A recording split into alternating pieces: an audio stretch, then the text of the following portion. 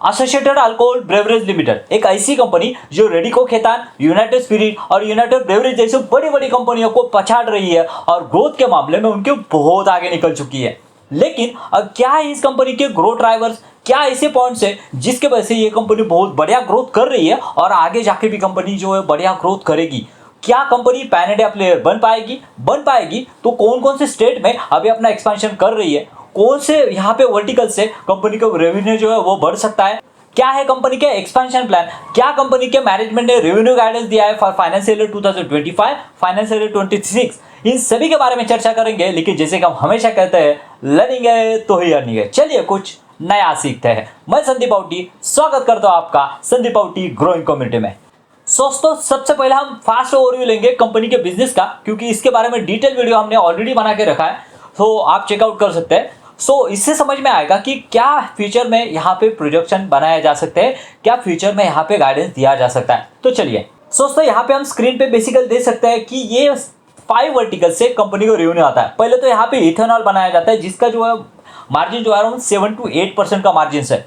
उसके बाद में ENA यानी एक्स्ट्रा न्यूट्रल एथेनॉल। क्या होता है ना, कोई भी यहाँ पे अगर आपको अल्कोहल बनाना है तो उसके लिए बेस जो लगता है वो है आपका एथेनॉल यानी ENA। उसके ही यही रॉ मटेरियल रहता है जिससे कि यहाँ पे अल्कोहल जो है बनाया जाता है। उसके बाद में उसके मार्जिन से अराउंड 8 to 9%। उसके बाद में IML यानी इंडियन मेड इंडियन लिकर, जिससे कि हम देसी दारू बोलते हैं।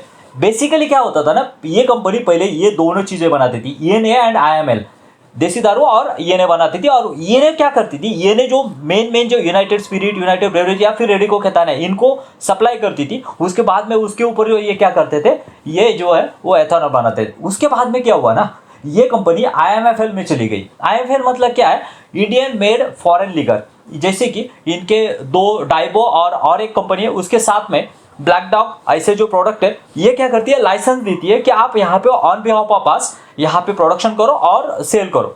सेम लाइक यहाँ पे वरुण बेवरेज का है, जैसे कि मैंने लास्ट वीडियो में बताया था। वरुण बेवरेज क्या करती है, ऑन बिहाफ ऑफ पेप्सी यहाँ पे जो है लाइसेंस लेती है और यहाँ से उनका प्रोडक्शन करती है, डिस्ट्रीब्यूशन, ये सभी चीज़ें जो है वो यहाँ पे वरुण बेवरेज देखती है ऑन बिहाफ ऑफ पेप्सी। इसका बेनिफिट क्या होगा ना, जब भी आप यहाँ पे ब्लैक डॉग की बोतल जो है वो आपको पैन इंडिया लेवल में आप सर्कुलेट करोगे, उसके साथ साथ आपके ओन प्रोडक्ट अगर आपको यहाँ पे क्रिएट कर दो, जैसे कि वरुण बेवरेज ने अपना स्ट्रिंग निकाला था ना, उसी तरह का अभी ये कंपनी जो है वो अपने 2 प्रोडक्ट जो है वो लेके आई है। उसके बारे में हम बात करेंगे आगे, उसका भी क्या पेनिट्रेशन उसके बारे में बात करेंगे।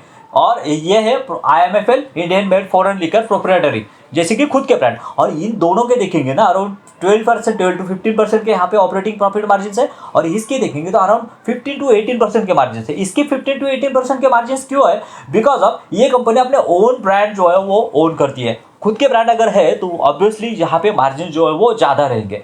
दोस्तों बेसिकली ये जो है टोटल EBITDA मार्जिन देखेंगे तो 9 to 11% की EBITDA मार्जिन है। ये मार्जिन जो है वो सस्टेनेबल रहेंगे या वो बढ़ेंगे, इसके बाद में रेवेन्यू क्या रहेगा इसके बारे में हम चर्चा करेंगे। पहले तो हम इसके कंपनी के Q3 के रिजल्ट आए, मुझे लग रहा है कि बहुत ही ट्रिमेंडस रिजल्ट आए। बिकॉज ऑफ बाकी कंपनियां देखेंगे ना, उसको डबल डिजिट भी ग्रोथ मिल पाना या फिर अचीव करना बहुत मुश्किल है, लेकिन इस कंपनी ने किस तरह के रिजल्ट यहाँ पे दिखाया है वो देखना बहुत ही इंटरेस्टिंग है। तो चलिए देखते हैं रिजल्ट। तो ये है कंपनी का यहाँ पे Q3 2025 का रिजल्ट, यहाँ पे देख सकते हैं। लास्ट ईयर 2024 में यहाँ पे कंपनी ने 192 करोड़ का यहाँ पे रेवेन्यू बनाया था, जो कि बढ़ के हो चुका है अराउंड 334, यानी अराउंड 73% की जंप हमें Y बेसिस पे दिख रही है, जो कि एक ट्रीमेंडस ग्रोथ है। क्योंकि अगर कोई कंपनी डबल डिजिट से ग्रो कर रही है ना तो वो भी अच्छा है, और ये कंपनी अगर 71% से 73% से अगर ग्रो कर रही है, tremendous. Year quarter on quarter basis पे देखेंगे अराउंड 29% की ग्रोथ है। उसके साथ साथ इसके EBITDA की बात की जाए ना, EBITDA देखिए जो कि लास्ट ईयर 20 करोड़ का EBITDA था वो अराउंड 40 करोड़ तक हुआ है, यानी EBITDA में 94% की जंप है, जो कि फिनोमिनस है। दूसरे उसके साथ साथ यहाँ पे मार्जिन देखेंगे तो 11% के मार्जिन से वो बढ़ के अराउंड यहाँ पे 12% के मार्जिन हुए, अराउंड 100 बेसिस पॉइंट की यहाँ पे ग्रोथ हुई है। ये यानी यहाँ पे रेवेन्यू में ग्रोथ हुई है, कंपनी के EBITDA में ग्रोथ हुई, EBITDA मार्जिन्स में ग्रोथ हुई है, एज वेल एज ऑब्वियसली यहाँ पे पैट में भी इसका इम्पैक्ट देखेगा। तो पैट अगर देखेंगे ना 12.6 करोड़ का पैट जो है वो अराउंड 26.1 करोड़ हुआ है, यानी अराउंड 107% का पैट यहाँ पे बढ़ा है। ये में ऑब्वियसली यहाँ पे पैट मार्जिन भी 7 से 8% तक गए, वो भी 100 बेसिक पॉइंट से यहाँ पे बढ़े। यानी हम यहाँ पे देख सकते हैं कई कंपनियों का क्या होता है, रेवेन्यू बढ़ता है, EBITDA मार्जिन घट जाते हैं, पैट में घट जाते हैं, लेकिन यहाँ पे देखा जाए तो ऑल ओवर जो भी यहाँ पे जो क्राइटेरियाज है, आपका रेवेन्यू, आपका EBITDA मार्जिन, पैट और पैट मार्जिन सभी में बहुत बढ़िया ग्रोथ है। अराउंड यहाँ पे देखेंगे तो 100% की ग्रोथ यहाँ पे हमें दोनों में दिख रही है। यानी ये रिजल्ट जो है वो 5 स्टार रिजल्ट लगे। इसके पीछे के रीजन क्या है ये देखना जरूरी है, क्यों ये जो रिजल्ट है इतने अच्छे लगे, वन टाइम लगे, और या फिर ये कंटिन्यूसली ऐसा ही ट्रेंड बन सकता है। क्योंकि अगर ऐसा ट्रेंड बनेगा ना तो बहुत ही बढ़िया यहाँ पे शेयर होल्डर के लिए ये कंपनी यहाँ पे अचीव करके दे सकती है। सो इनके बारे में अभी चर्चा करेंगे कि क्या सिनेरियो रहने वाला है, कौन कौन में मैनेजमेंट क्या क्या है, इन सभी के बारे में चर्चा करेंगे। चलिए दोस्तों, जैसे कि हमने देखा रिजल्ट तो बहुत बढ़िया लगा, लेकिन जब पूछा गया कि ऐसे कौन से फैक्टर है कि जो डबल डिजिट ग्रोथ जो है वो कंटिन्यू सस्टेन कर सकता है, तो कंपनी का कहना है कि ये आगे वाले सभी फैक्टर जो है वो डबल डिजिट की ग्रोथ एक्सपेक्ट कर रहे हैं।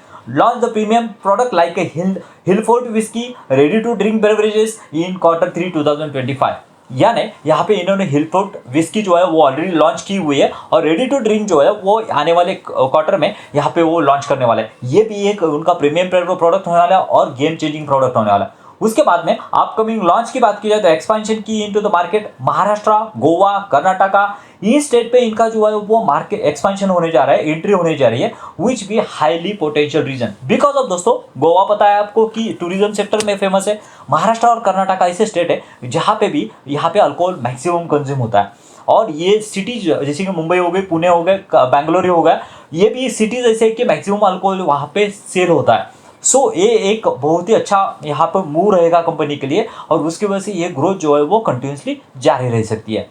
दोस्तों, जब मैनेजमेंट को पूछा गया कि ये हेनरी फोर्ड और निकोबार जिन जो है वो कैसे परफॉर्म कर रहे हैं, बिकॉज ऑफ ये उनके ओन प्रोडक्ट है, प्रीमियम प्रोडक्ट है, तो मैनेजमेंट का कहना है कि ये जो प्रोडक्ट यहाँ पे देखेंगे तो इनकी बहुत बढ़िया एक्सेप्टेंस हो रही है। और निकोबार जिन की बात की जाए तो एक्सेप्शनली यहाँ पे वेल कर रही है, top selling in the Chhattisgarh and achieving 3rd position in the Madhya Pradesh. यानी ये दो स्टेट में यहाँ पे बहुत बढ़िया परफॉर्मेंस जो है इनका चलते हुए दिख रहा है। मेजोरिटी देखेंगे तो ये कंपनी बेसिकली यहाँ पे मध्य प्रदेश में एंटर कर रही है, यहाँ पे वर्क कर रही है, और बाकी के यहाँ पे स्टेट है उनमें पैन इंडिया लेवल पे यहाँ पे एक्सपेंशन करने का प्लान कर रही है। हेनरी फोर्ड विस्की की बात की जाए ना तो ये जो है वो एक्सपेक्टेड है कि 4% की ग्रोथ मार्केट शेयर जो है वो एमपी में उन्होंने एक्वायर करके रखा है। उसके बाद में एमपी, छत्तीसगढ़ और दिल्ली, इन 3 स्टेट में फिलहाल ये कंपनी यहाँ पे काम करती हुई दिख रही है। उसके बाद में महाराष्ट्र, गोवा और कर्नाटका यहाँ पे एंटर करने का ट्राई कर रही है, और अगले कुछ क्वार्टर में, अगले 1-2 क्वार्टर में यहाँ पे कंपनी क्या करेगी, यहाँ पे एंटर करेगी। उसके स्टेटस क्या है उसके बारे में हम आगे बात करेंगे।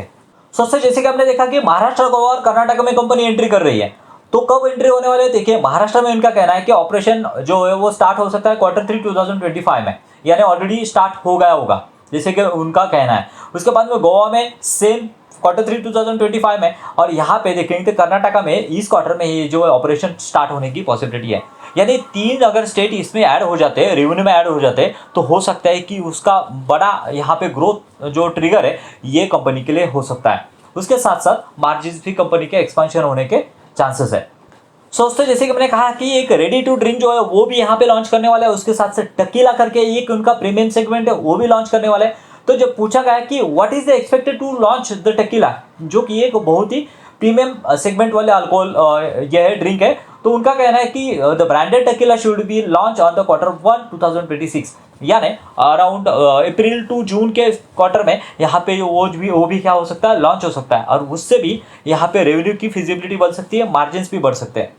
दोस्तों, एक डाटा जो है वो उसको हमें समझना होगा कि प्रोडक्ट मिक्स किस तरह से चेंज हो रहा है, और उससे क्या होगा ना, उससे ये होगा कि जैसे जैसे प्रोडक्ट मिक्स प्रीमियम सेगमेंट की तरफ जा रहा है ना, उससे कंपनी का वॉल्यूम बढ़ेगा, उसके साथ साथ वैल्यू भी बढ़ेगा, और दोनों के ग्रोथ से कंपनी के मार्जिन इंप्रूव होंगे। देख सकते हैं यहाँ पे देखिए IMF सेक्टर में देखेंगे तो 2024 में 21% की CAGR से यहाँ पे वॉल्यूम ग्रोथ हो रहा है, और जितना वॉल्यूम ग्रोथ हो रहा है ना उसी तरह से वैल्यू ग्रोथ भी होते हुए दिख रहा है, यहाँ पे देख सकते हैं। उसके साथ साथ IMFL लाइसेंस रेवेन्यू जो है ना वो अराउंड 27% की CAGR से बढ़ रहा है, लेकिन उसका वैल्यू बहुत ज़्यादा है ना, तो उसके वजह से ये 31% की CAGR से बढ़ रहा है। यानी क्या हो रहा है कि यहाँ पे जो जितना आपका वॉल्यूम बढ़ रहा है ना, वॉल्यूम बढ़ रहा है उससे ज़्यादा आपकी वैल्यू बढ़ रहा है, बिकॉज ऑफ इसमें मार्जिन ज़्यादा है। उसके बाद में इंडियन मेड, इंडियन लीकर जो कि इनका इनिशियली यहाँ पे बिजनेस था, वो यहाँ पे 9% की CAGR से बढ़ रहा है। आप देखेंगे तो ये बेसिकली हाई मार्जिन वाले प्रोडक्ट है। कौन से? IMFL proprietary and IMFL license. उसके कंपैरिजन में ये कम CAGR से ग्रो हो रहा है, जो कि कंपनी के लिए अच्छी बात है। यानी यहाँ पे देखिए एथेनॉल में इतना मार्जिन नहीं है, ENA में इतना मार्जिन नहीं है, IMFL में इतना मार्जिन नहीं है। मार्जिन कहाँ पे? IMFL लाइसेंस एंड प्रोप्राइटरी, जो कि बॉटलिंग का काम करते हैं। सो ये दो चीज़ें जो है वो कंपनी के फ्यूचर में यहाँ पे ग्रोथ ट्रिगर साबित हो सकती है, इम्पैक्ट क्रिएट कर सकती है। सोचते जैसे कि हमने देखा कि IMFL में जो है वो मार्जिन ज़्यादा रहने वाले, लेकिन जब पूछा गया कि what kind of the margins are expected from the premium segment, तो उनका कहना है कि around we are achieving to um around 20% की EBITDA मार्जिन जो है वो प्रीमियम सेगमेंट में आने की पॉसिबिलिटीज है। Sales volume premium like Nicobar, hill fruit and जैसे कि हमने टकीला भी आने वाला है, उसके बाद में रेडी टू ड्रिंक भी आने वाला है, इन सभी से अराउंड 20% के मार्जिन यहाँ पे हो सकते हैं।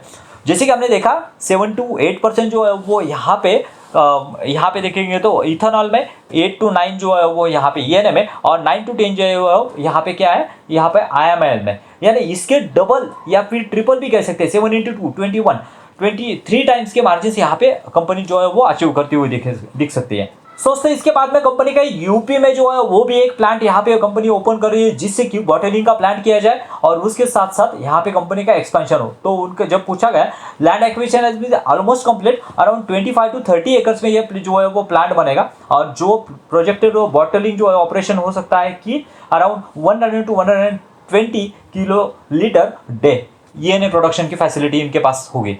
और इनका क्या है ना, ये दोनों भी एक साथ ही कर सकते हैं, यानी उस प्लांट से ENA भी कर सकते हैं या फिर इथेनॉल भी कर सकते हैं, depending on the market situation, depending on the orders and etcetera. So ये कंपनी के लिए एक गेम चेंजिंग हो सकता है कि ये उनके कैपेसिटी में एडिशनल करे। दूसरी बात, ये क्या होता है ना, जब आप ENA बनाते हो और ENA के साथ साथ अगर आप अल्कोहल भी बनाते हो, पहले तो क्या करती थी कंपनी, ENA बनाती थी, उसके बाद में अल्कोहल चालू किया। ये ऑलरेडी एक बैकवर्ड इंटीग्रेशन है। मतलब क्या समझ सकते हैं, पहले तो ENA बनाए, उसके ऊपर आप यहाँ पे अल्कोहल बना रहे हैं, जैसे कि जैसे कि हमने हेनरी फोल्ड, निकोबार, उसके बाद में यहाँ पे टकीला और ये सभी बनाए। उसके बाद में डिस्ट्रीब्यूशन के लिए इनके पास नेटवर्क है ऑलरेडी, क्योंकि ये जो ब्लैक डॉग और बाकी के जो यहाँ पे बॉटलिंग करते हैं या फिर लाइसेंसिंग है, उससे जो ये हो रहा है ऑलरेडी, तुमका आपका जो है वो सेटअप बैठा हुआ है, उसके ऊपर आपको क्या करना है, डिस्ट्रीब्यूशन। यानी एंड टू एंड सोल्यूशन क्या कर रही है कंपनी, स्टार्ट टू एंड तक कंपनी के पास सोल्यूशन है। आप देखेंगे ऐसी बहुत ही चुनिंदा कंपनियां जो इस तरह का ये जो है वो बिजनेस मॉडल रखती है, इसीलिए इस कंपनी में जो इंटरेस्ट है वो बना हुआ है। दोस्तों लॉन्ग टर्म ग्रोथ के टारगेट जब कंपनी को पूछे गए तो कंपनी का कहना है कि अराउंड 15% के लॉन्ग टर्म टारगेट जो है वो हम लेके जा रहे हैं कि रेवेन्यू जो है वो 15% की CAGR से बढ़ेगा। लेकिन ये मुझे लग रहा है कि बहुत ही कंजर्वेटिव टारगेट है, आगे जाके ये टारगेट जो और भी बढ़ सकते हैं। दूसरा बात, कंपनी का मार्जिन जो है वो उससे भी ज़्यादा बढ़ सकता है, बिकॉज ऑफ जैसे कि हमने देखा ये प्रीमियम सेगमेंट में ये कंपनी क्या कर रही है, ऑपरेट करते हुए दिख रही है। दोस्तों अगर सभी सिनेरियो अगर देखेंगे तो मुझे लग रहा है कि ये एक बहुत ही बढ़िया बिजनेस अपॉर्चुनिटी निकल के आती है, जो कि फ्यूचर ओरिएंटेड है अगले 3, 4, 5 साल के लिए। और जैसे जैसे इनके ब्रांड जो है वो हेनरी फोर्ड, उसके बाद में निकोबार जीन और यहाँ पे बाकी के जो आने वाले प्रोडक्ट है, जैसे जैसे इसका पेनिट्रेट बढ़ेगा, पैन इंडिया लेवल पे ये कंपनी जाएगी, वैसे वैसे इस कंपनी को बहुत ज़्यादा बेनिफिट मिल सकता है और बाकी के जो कंप्यूटर है उनसे बहुत तेज़ी से अराउंड 2 to 3 टाइम्स से यहाँ पे कंपनी ग्रोथ करते हुए दिख रही है। सो अगर आपको वीडियो अच्छा लगा है तो वीडियो को लाइक और चैनल को सब्सक्राइब करना मत भूलिए। मिलते हैं ऐसे वीडियो में। Thank you very much. जय हिंद।